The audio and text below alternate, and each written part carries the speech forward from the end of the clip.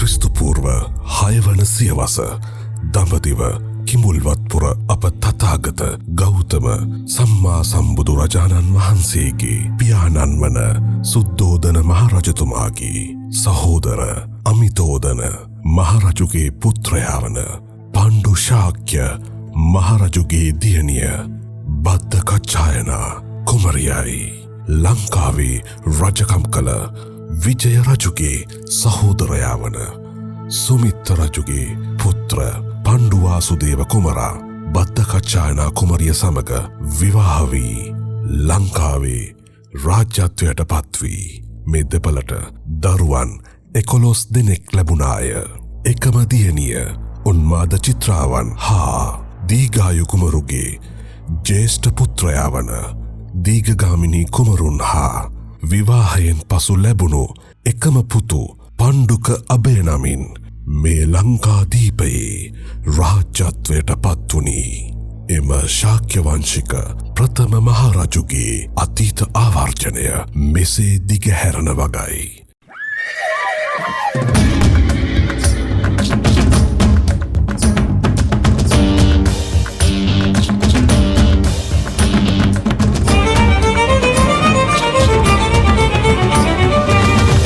රැකුමට දේශයට ඕනෑ රජ පණ්ඩු මහවිරු පණ්ඩු කැලෑව රක්නට කැලේට ඕනෑ රජ පණ්ඩු මහවිරු පණ්ඩු ගොවිකම් කරනට ගොවියට ඕනෑ රජ පණ්ඩු මහවිරු පණ්ඩු මිනිසුන් රක්නට අපහට ඕනෑ රජ පණ්ඩු මහවිරු පණ්ඩු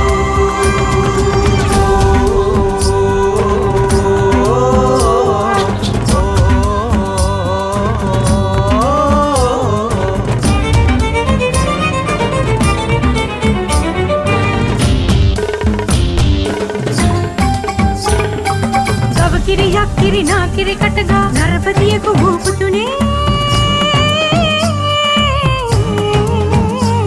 පණ්ඩු මහවිරු පණ්ඩු බුදු පැතුමෙන් දේශය සුරකින්නට වරම් ලැබූ වෙනු රජුනේ පණ්ඩු මහවිරු පණ්ඩු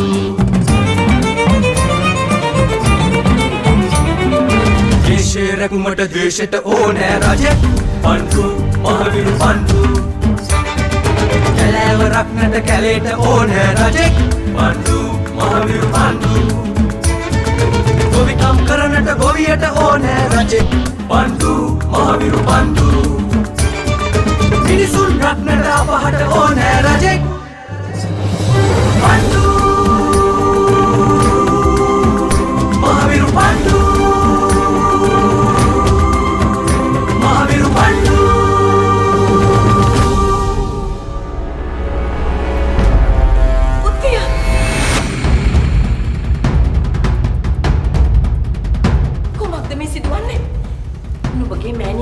බේරා ගැනීමට මා සිදු කළා වූ සියල්ලම උස්සක් බවට පත් වෙලා නෙව. කවුරුකේ සංසුන්නාට මෙතරම් කෝපවන්නට කුමක්ද සිදු වී තිබෙන්නේ? අබේ විසින් පුණ්‍යව දඟගේ නිදහස් කරලා. එපමණක් නොවේ. නාගරාණීට අබේ විසින් සමාව හිමි කරලා දීලා. නෝ සමාව දීලා? ඔබගේ මෑණියන් මරා දමන්නට කුමන්ත්‍රණය කළා වූ මොහොත් දෙදෙනාට සමාව දීලා නිදහස් කරලා. අබේ ඒ අයුරින් ඔවුන් සමාව දෙන්න ලෙස පවසා තිබෙන්නේ වෙන කවුරුත් නෙමෙයි උත්තිය. නුඹගේ මෑණියන්. ඒකයි මම මෙතරම් කෝප වී සිටින්නේ. අපගේ මෑණියන් කුමක්ද යට සිදු වී තිබෙන්නේ? නෑට කවුරුන් හෝ බලපෑම් කළාද? ඔවුන් නිදහස් කරන්නට? නුඹගේ මෑණියන් කිසිවෙකුගේ බලපෑම් වලට යටත් ක්‍රියා කරන ස්ත්‍රියක් නොවේ. ඒ සිතම තමයි ඒ සිදු කර තිබෙන්නේ. ඔවුන්ට සමාව දී ඇයගේ ජීවිතේම යනතුරේ වැටෙන්නේ. ඇයි ඇට නොහැටෙන්නේ? එයම තමයි මාහට ඇති පුරස්නේ තුත්තිය. ඇයි නුඹගේ මෑණියන්ට මේ බව වැටහෙන්නේ නැත්තේ? මෑණියන්ට ඇවසි යවරින් උන් දෙදෙනාට නිදැල්ලින්ට මයිට තබන්නේ නැහැ කවුරුකේ. ඉත තබන්නේ නැහැ.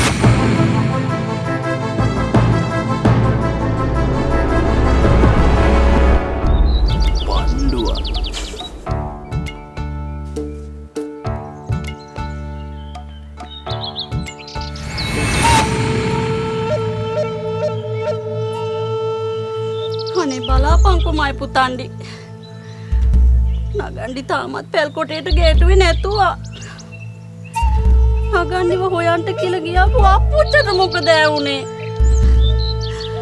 ඒ උන්ද තාම මේ හගේටුවේ නැතුව. කොහෙද? උඹට නම් ඉතින් මේ වෙයි ගණිච්චයක් නැතුව නේවද? මම අම්මනි දොඩන්නේ මට උඩ පයින්ට කියලාද? හා? මම නගන්න ඉතින් පණ්ඩුව මුලිච්චලා එන්නේ නැත නෝ. ඒ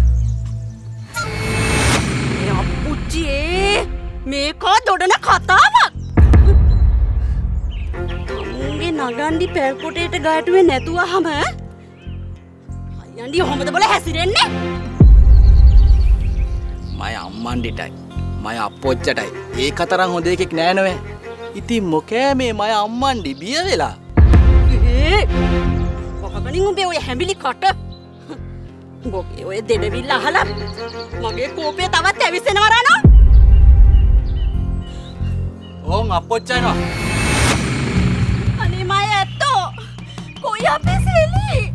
සුන්දරි සෙලි පණ්ඩුයි බැද්දේ හිටියා කියලා කවුරු හරි මේකට දෙසලා තියෙන්නේ බේගලයා.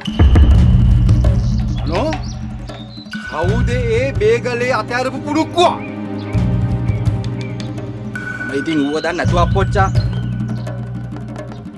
ඈ බෝල. උඹව අඳුරන්නේ නැති එකෙක් නගන්ඩි වඳුනනවද? ඇවිල්ලා එහෙම පයින්න කියන්නේ.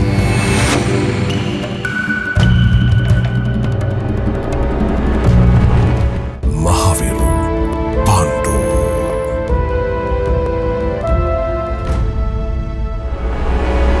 ඔවුන් සිදු කළා වූ වරදට ඔවුන්ට දඩුවම් ලැබිය යුතු යුත්තේ. ඔවුන් සිදු කළ දෙයින් අප දෙන්නා සමච්චරයෙන් ලක්වීමක්ද සිදු වී තිබෙන්නේ.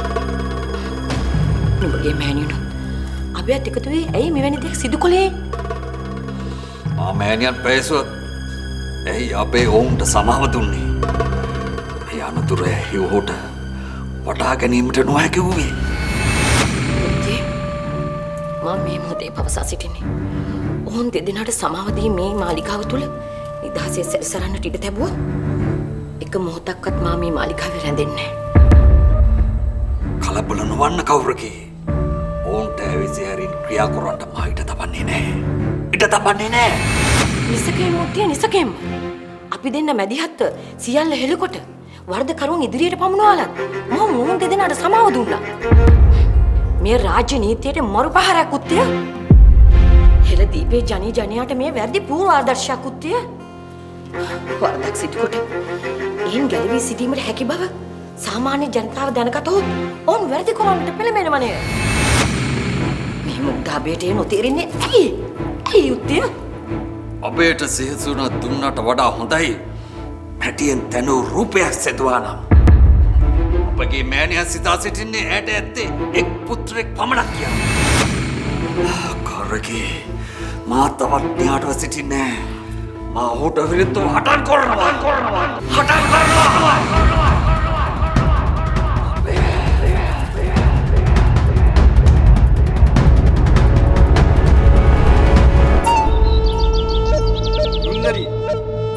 පණ්ඩු අද පැල්කොටෙන් එළියට ගොහින් නැතුව. හැබැට? එහෙනම් අනේ මම ඇත්තෝ අපේ සෙලීට මොකද සිද්ධ වුනේ? මම පරමුඛගේ පැල්කොටේට ගොහිල්ලා එනකොට මට මුලිච්චි වුණා මුතුයි ගඟුලි. උන් දෙන්න මාත් එක්ක දෙඩුවා. ඒ යාමේ අපේ කෙල්ල ඉඳලා තියෙන්නේ ගැටිසියෝ දෙන්නත් එක්ක. හැබැට මම ඇත්තෝ මට ගැටිසියෝ දෙන්න දෙඩුවා. මේකගේ ඉන්නවනේ අර හෙන්චයියලා දෙන්නේ. මල් නැක්ටයි ඇහැටුල්ලයි කියලා. අන්න ඔවුන් දෙන්න තමයි ඇවිල්ලා මගේ කෙල්ලට දොඩලා තියන්නේ. පණ්ඩු කිව්වය කියලා බැද්දදී මුලිච්චි වෙන්න කියලා.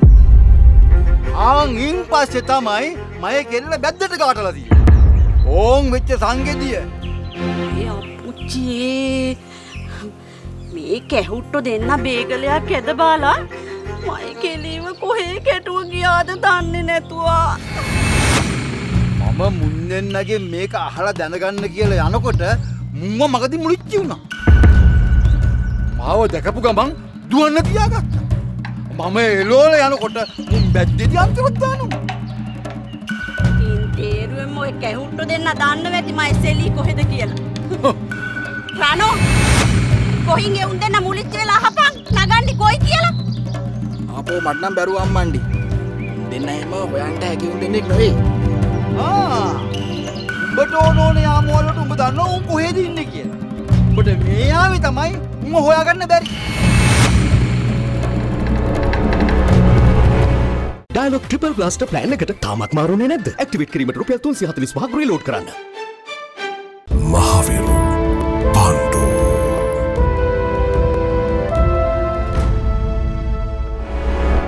මනම් පුදුම අයියන්ට කෙනෙක් තමයි බොල. මෙච්චර වින්න හියක් වෙලා තියෙනවා. මේකට ගණිතයක් නැති හැටියක්. ඕකම නෙවෙන්නම් මම ඇත්තෝ එන්ට කලියෙන් මම මේකට දොඩ දොඩා උන්නේ.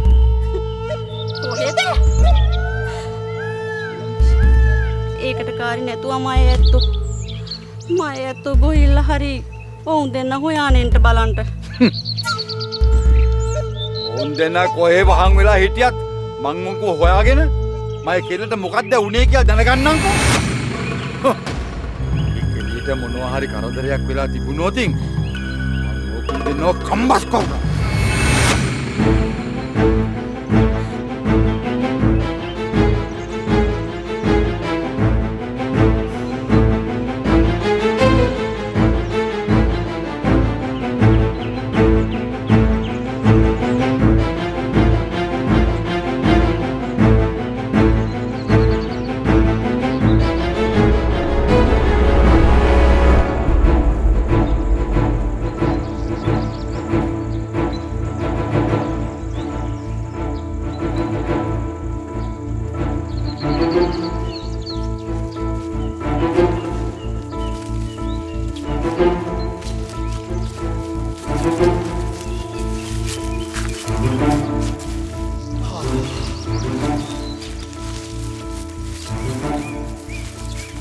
මෙච්චර බැද්දේ කරක් ගහලත් මේ ගැටිසිට සිද්ධ වුණේ මොකක්ද කියලා හොයාගන්න අපිට බැරි වුණා නෝ බලන්න.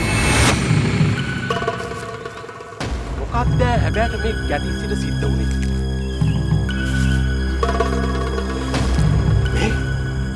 මේ ගැටිසිව කොටි අපුවේ කරි පලස්තරිය කල්ලාගෙන හරි දෙරි ගැව්වද්ද බොල? එහෙවෙන්න බෑ මාසනේ උන්වහන්සේ.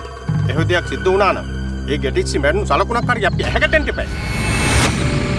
මන්නම් හිතන්නේ සෙනෙවි උන්වහන්සේ අපි නොදැක්කට ඒකි බැද්දේ කොහේ හරි වහුන් වෙලා ඇති කියලා.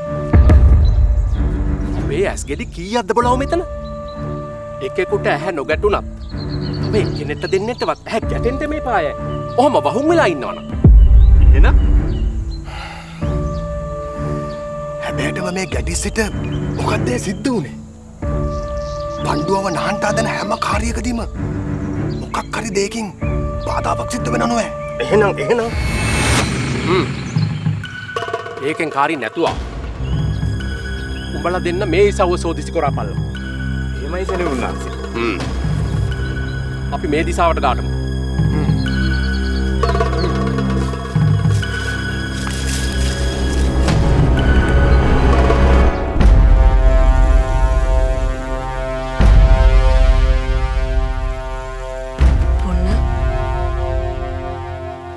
නුඹ නිදහස් වුණා කියා මට දැනගන්න ලැබුණා. එහෙත් තවමත් නුඹ මහා බිසෝන් වහන්සේ දැක ගැනීමට නොගිය වගයි සැලවුනේ. කිමද? කුමරියනි, මට සමාව මැනවි සිටු කොරන්ට ගිය වරදට මහා බිසෝන් වහන්සේගෙන් සමාව ඇදීමට ඇලසිව්වත් මහා බිසෝන් වහන්සේ ඉදිරියට යාමට මගේ හිතට ශක්තියක් නෑ. මහවිරු පාණ්ඩු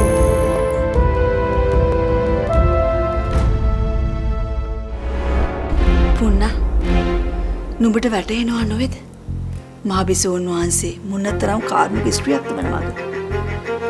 හලි විෂ දමා ඇයව මරා දැමීමට සූදානම් වූ නුඹව දඟගෙන් නිදහස් කිරීමට තරම් ඇය මානුෂික වුණා.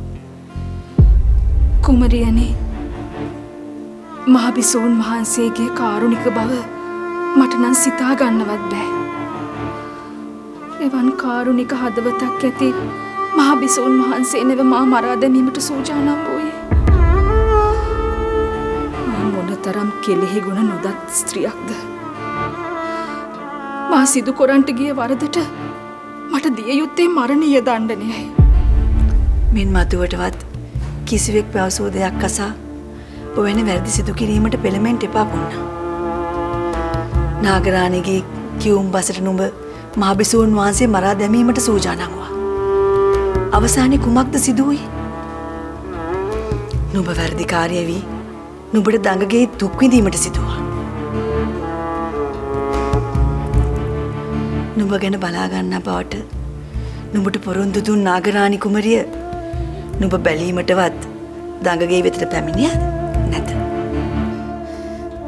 මට වැටහෙනවා ධර්මා කුමරියනි. මට වැටහෙනවා. මේ වරද සිදු කොරන්ට මා පෙළඹූ මොහොතේ සිට නාගරාණී කුමරිය මාහට පවසා සිටියේ මා කරදරයක වැටුණහොත් මා බේරා ගන්නා බවයි. මා දඟගෙට නියම වූ පසු නාගරාණී කුමරිය මා මග හැරියා. මින් පසු කිසිම දිනක නාගරාණී කුමරිය පවසනා කිසිදු දෙයක් මා සිදු කොරන්ට යන්නේ නැහැ. නුඹ එවන් දෙයක් දැන් මාහට පැවසුවත් නාගරාණී නැවත නුඹ සමගින් කුළුපගව කතා බස් කොළ පසු ඇයගේ මායම් බස් වලට මුලා වනු ඇතැයි මට සිතෙනවා පොන්නා. නැත ධර්මා කුමරියනි. මා නැවත එවන් මුග්ධ වැඩ සිදු කොරන්ට යන්නේ නැහැ. මේ සිදු වූ දෙයින් නාගරාණී කුමරිය කවුරුන්දැයි මා හොඳින් අවබෝධ කොට ගත්තා.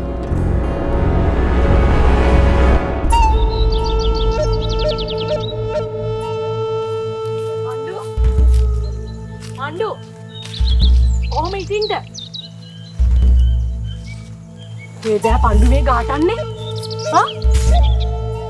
අප්පොච්ච පණ්ඩුට දෙඩුව නේද සෙලී මුනිච්චි වෙනකම් පැල්කොටෙන් එළියට ගාටන්ට එපා කියලා. මේ පුරස්නයට මාවත් ගෑවිලා තියෙන හින්දා සෙලීට මොකද්ද සිද්ධ වුනේ කියලා මාත් හොයා බලන්න ඕන කුඹුරු. පණ්ඩු අපි හොඳ ආකාරම දන්නවා පණ්ඩු සෙලීව මුනිච්චි වෙන්න බැද්දට ගැටුවේ නෑ කියලා. ඒක දොර මුල්ලේ මාමණ්ඩි විශ්වාස කරාද දන්නේ නෑ නෝ ගුම්බක භූතේ. මේ මොනවා වුණත් මන් දැන් සෙලීව හොයා ගන්න ඕනේ. මට නම් හිතෙන්නේ ආයෙත් වංගියක් පණ්ඩු නොකරපු වරද්දක් පණ්ඩු පිට පැටවෙන්න යනවා කියලා.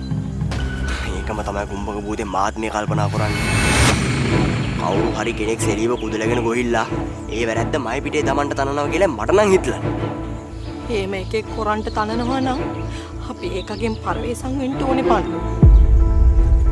කොහොමෙන් හරි අපි සෙලීව හොයා ගන්න ඕනේ ගුම්බක භූතේ. සෙලීගේ පණ කෙන්දර වින්නහියක් සිද්ධ වෙලාද කියලා මම හිතට බියක් දැනෙනවා.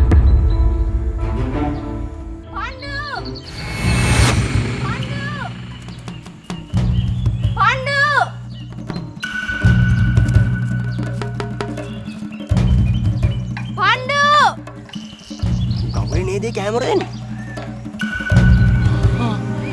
ගම්ලි මොකද කැමර දෙන්න පටන් ගත්තේ? පණ්ඩු සෙලීව මුනිච්ච වෙලාද දන්නේ නැතුවා. විජයන් යන්. හොඳයි. මෙන් මතුවට නුඹ සිදු කරන කිසිම වරදකට ඔවුන් සමාව නොදෙන බවට සිහි තබා ගන්න.